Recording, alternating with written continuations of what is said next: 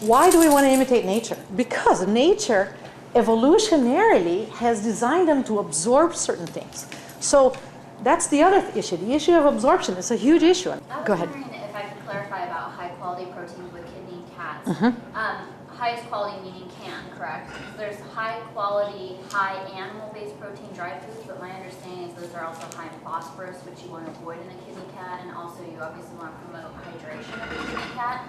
So putting a cat on high quality animal protein that's dry is still deficient compared to high Thank you, quality, absolutely, for clarifying that. I actually was thinking of steak and raw food. I wasn't even going on to canned versus dry, but I think it is important that I address that. So yeah, definitely the best food for a cat would be a copy of the formula of a mouse. And the best food for a kidney cat would be a copy of a formula of a fat mouse, right? So excellent protein, a little more fat, so that you actually can get some more calories from the fat and you don't need so many calories from protein. But the problem is that cats, what is it that we started by saying?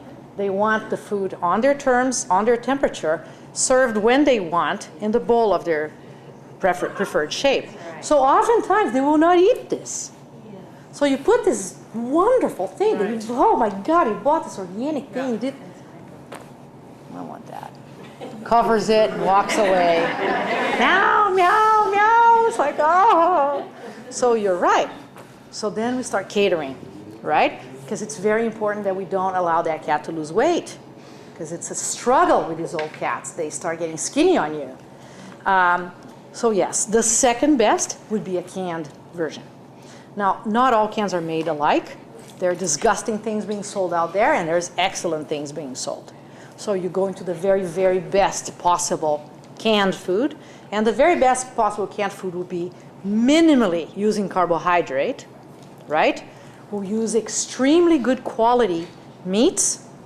And there's not going to be the word byproduct. There's not going to be a lot of words such as preservatives that we don't want to see, right?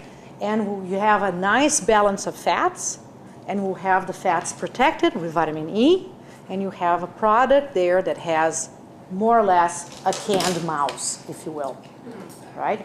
But the hydration issue is very important. So let's go back to this cat that originated like in the Malta area. Well, we know Somalia, the Somali cat, Persia, which is Iran, Ethiopia, that's where they come from.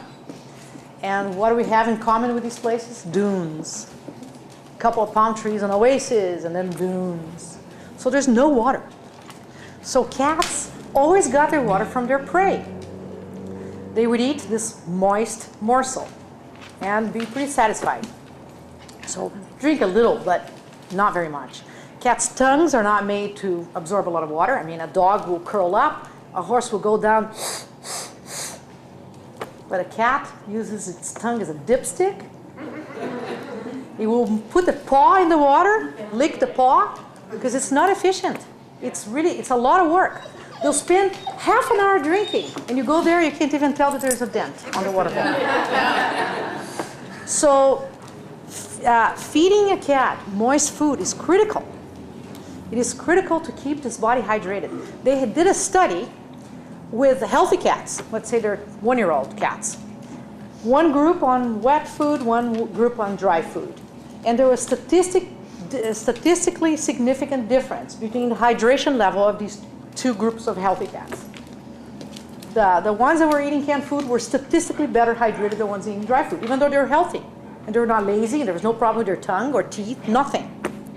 So it is very important to realize that in nature, cats ate moist food. And we should do that too. We should feed them moist food. And when we have issues with kidney, that the problem in the kidney starts by an inability to retain our water, which is a critical thing that we do. We go around, filtering our blood through the kidney and making a little pee, but we actually want to make a little pee each time. The kidneys are being filtering every minute. It filters 6-7 times our blood all the time. Each time a little water goes out, but in the end, the part of the kidney, that water is supposed to be reabsorbed, reuptaken. And like a fountain, like that little fountain there, same water is going down, going down, going down. Well, imagine that fountain with a hole. That's a kidney failure in a cat. There's a leak the kidney cannot reuptake and recirculate, and now he's losing it. It's gone. So what happens? Thirst center goes bing, bing, bing. I need to drink. All right, so the first symptom of kidney failure in cats is increased thirst. Of course, the pee in the litter box as well. They come paired, hand in hand. So supply more water. So the canned food, now you add water to the canned food, because it's easier for them to eat the water than to drink the water. So you can't screw up too much, because then they'll say, hey, Mom, I don't want soup. You know, where's my mouse?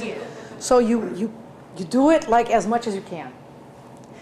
Because they eat more water, they pee 1 to 2 more times a day than a cat on dry food in nature. You know, the same healthy cats. The dehydrated group, they wind up peeing once a day. Twice maybe. And the one eating the moist stuff pees 2, 3, 4 times in a day. What are they peeing out? All these minerals that have been gathering in their bladder. They're flushing out, mechanical flush. When we have any problems in our bladder, what are we told to do? Drink, drink, drink, drink, drink. So here I am with the crystals issue. You know, if the cat drinks enough, remains hydrated enough, it will pee enough that the crystals or the minerals will come out before they actually have time to stick together. What happens in the microenvironment of a bladder of a cat, the urine is sitting there, and the urine is very concentrated in this dehydrated cat. Very concentrated, it's very strong, strong yellow. And then there's a crystal here, there's a crystal there. It's been a couple of hours, the crystal's still there. Oh, let's get together. Oh, there's a couple of cells. Let's get together with those cells too. Oh, let's tumble around and get together with several other ones. You got the picture. 6 hours later, we're a rock. You know? And now we can't be peed out anymore. We're sitting here. We're stuck. We don't fit through that tiny little thing. You know? So basically, mechanically, we can flush these things out quickly before they actually form big calculi. How important secondary to hydration do you think the presence of starches or carbohydrates in canned food is as far as urinary crystals go? I mean, if you're hydrating cat, but say the canned food you have is, you know, fairly heavy in things like sweet potatoes and peas to bind it into a pate, is that something significant enough that you would avoid it? Or is No, I think it's more important the presence of water. Well, right, but secondary, does that concern you, or would you just say as long No, as it does they're- concern me. It does concern me, but it concerns a little more. Then depends a little on the pH and the type of crystal that I'm trying to fight, because then we start getting to the nitty gritty. All right, the carbohydrates will increase pH. The pH will promote struvite, that kind of thing, right? But in general, I think if you told me my cat has crystals, you know, I hear that all the time. I don't even have to imagine you. It's like my daily basis. My cat has crystals. My cat is on dry food. My cat will not eat any of the canned foods that Susan sells in her store. Will not. I'll say, well, then get Sheba or Friskies or Fancy Feast. Right. All right? And first, train your cat to eat canned food. And as soon as he's going all right, Fancy Feast, yeah! Whoops, what's that under that? Well, it's under thing is growing and the top thing is decreasing. And now, where the heck was the Fancy Feast? Now I got this other thing here. So it's more important, I believe. Fish is the primary protein. It's a little addicting. You create like a fish addict. And also, it's a little more likely to have histamine and things that will make him allergic and vomity. Other than that, like for a crystal problem, the cat only likes canned fish. Well, it should be okay, but then, you know, you have to have a good digestion to go with that. You see, so we have the whole pet there. So I can't just say, well, let's just take care of the crystals and forget about the liver and the stomach. Say like it's too high in magnesium or phosphorus sometimes. Again, put things in perspective. The most important thing will be to flush that bladder. And I agree that if the cat only eats fish, we don't want to go there. So then what do? You eat 100% fish, and then it's 90-10, and then it's 80-20, and you try to transition them into different things. But you got to be sneaky. You know, with cats, it's all about them thinking that they're winning.